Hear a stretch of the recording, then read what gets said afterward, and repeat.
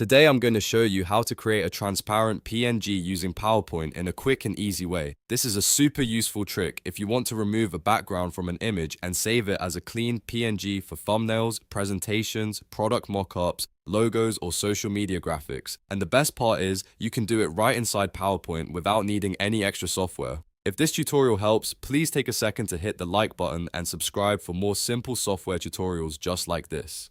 Alright, let's jump in. First, open PowerPoint and go to the slide where you want to work. From the top menu, click Insert, then choose Pictures. Now select the image you want to turn into a transparent PNG and click Insert to place it onto your slide. Once your image is added, click on it to make sure it's selected. Now go up to the Picture Format tab in the top menu. Here you'll find the Remove Background option. Click that and PowerPoint will automatically try to detect the background and the main subject of your image. In many cases, PowerPoint does a pretty good job right away, but you may need to fine-tune it a little. If the wrong areas are being removed or kept, use the selection tools to adjust the highlighted area until only the part you want remains visible. You can drag to mark areas to keep or areas to remove, depending on the image.